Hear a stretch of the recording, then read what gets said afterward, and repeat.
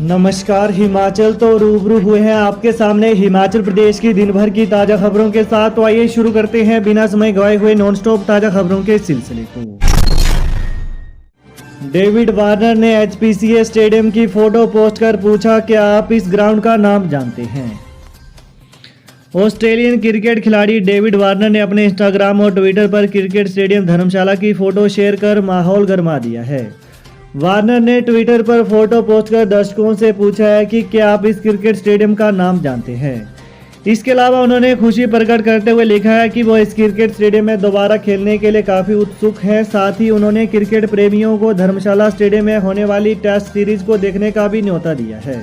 इसके अतिरिक्त आपको बता दें कि ऑस्ट्रेलिया और इंडिया के बीच टेस्ट सीरीज शुरू हो रही है। इस सीरीज का एक मैच पहली से 5 मार्च तक एचपीसीए क्रिकेट स्टेडियम धर्मशाला में प्रस्तावित है। अग्निवीर भर्ती के लिए प्रवेश परीक्षा 15 जनवरी को मंडी में। अग्निवीर भर्ती में ग्राउंड टेस्ट और मेडिकल परीक्षा पास करने वाले उम्मीदवारों की संयुक्त प्रवेश परीक्षा 15 जनवरी को वल्लभ महाविद्यालय मंडी में होगी। परीक्षा में बैठने वाले सभी उम्मीदवारों को इस दिन सुबह 5 बजे परीक्षा केंद्र में पहुंचना पड़ेगा। वहीं सेना भर्ती शाखा कार्यालय मंडी के निदेशक अविनाश नाथ ने बताया कि अभ्यर्थियों के पास सेना भर्ती कार्यालय मंडी की ओर से जारी प्रवेश पत्र और 2 पासपोर्ट आकार की फोटो साथ लाना अनिवार्य है। जम्मू कश्मीर के कुपवाड़ा में गश्त के दौरान खाई में गिरने से हिमाचल के 2 जवान शहीद। जम्मू कश्मीर के कुपवाड़ा जिले में नियंत्रण रेखा पर गश्त के दौरान गहरी खाई में गिरने से एक जूनियर कमीशन्ड अधिकारी जेसीओ सहित 3 जवानों की जान चली गई। सेना ने आज इसकी जानकारी दी। वहीं सैन्य अधिकारी ने बताया कि मार्शल सेक्टर में 10 जनवरी की शाम नियमित गश्त की जा रही थी। रास्ते में भारी बर्फबारी होने के कारण ट्रैक टूट गया था। अग्रिम चौकी की तरफ जा रहे 3 जवान इसके चलते गहरी खाई में जा गिरे। वहीं इसमें जेसीओ और 2 जवान शामिल थे। घटना के बाद तुरंत निकटम चौकी के सैनिकों ने अन्य जवानों के साथ मिलकर खोज और बचाव अभियान शुरू किया। प्रतिकूल मौसम और उबड़ खाबड़ इलाका होने के बाद रेस्क्यू टीम को सुबह तीनों के पार्थिव शरीर बरामद हुए।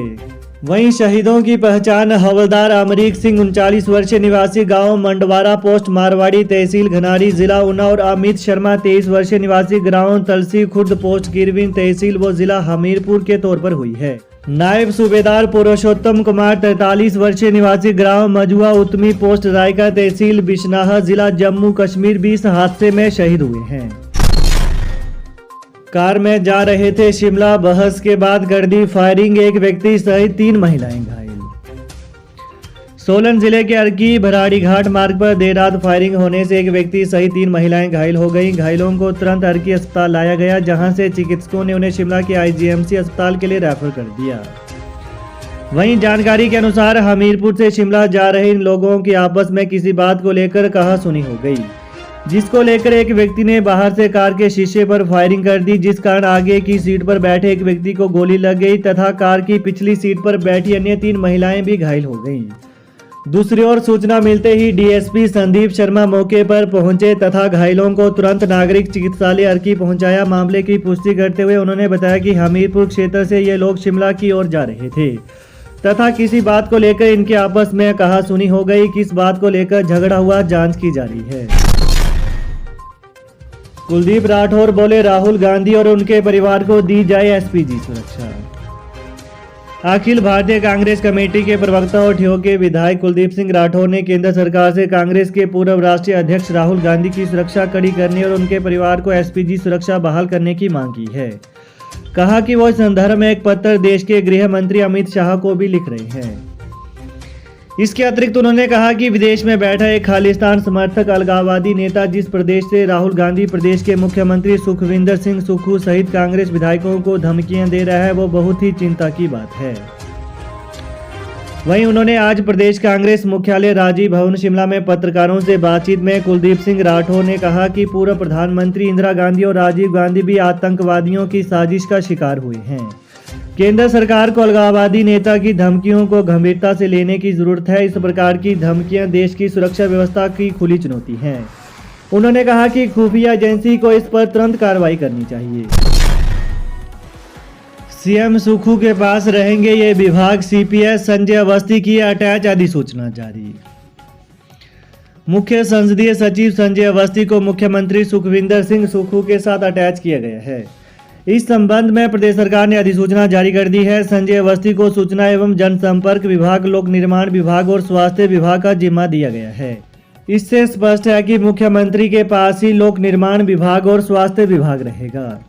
वहीं कार्मिक विभाग में विशेष निजी सचिव सुखराम को मुख्य संसदीय सचिव रामकुमार के कार्यालय में ट्रांसफर किया गया है। कार्मिक विभाग में वरिष्ठ निजी सचिव सतेंद्र कुमार को मुख्य संसदीय सचिव किशोरीलाल के कार्यालय में ट्रांसफर किया गया है। हमीरपुर को सीएम सुक्खू की बड़ी सौगात, कुलदीप पठानिया कांगड़ा बैंक के चेयरमैन नियुक्त।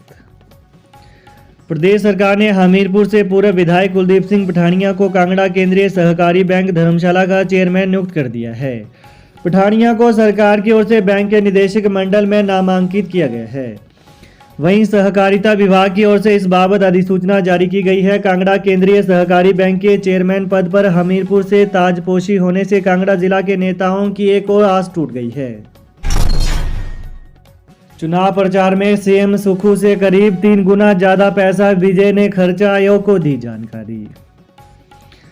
विधानसभा चुनाव में मुख्यमंत्री सुखविंदर सिंह सुक्खू के हलके में भाजपा प्रत्याशी विजय अग्निहोत्री ने हमीरपुर जिले में सबसे ज्यादा खर्च किया है।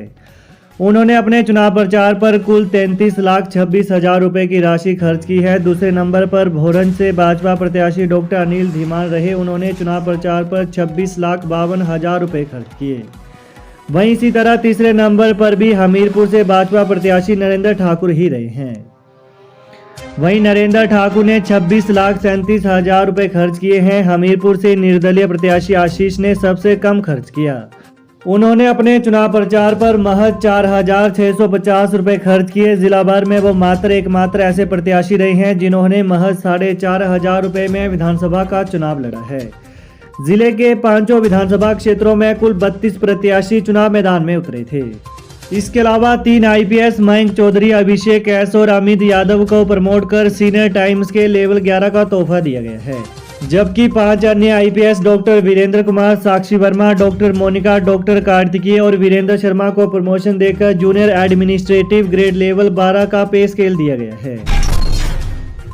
सुक्खू सरकार की पहली कैबिनेट बैठक 13 जनवरी को लोहड़ी पर देंगे ओपीएस की सौगात। हिमाचल प्रदेश सरकार की पहली कैबिनेट बैठक की तारीख घोषित हो गई है। मुख्यमंत्री सुखविंदर सिंह सुक्खू 13 जनवरी को पहली कैबिनेट बैठक की अध्यक्षता करेंगे।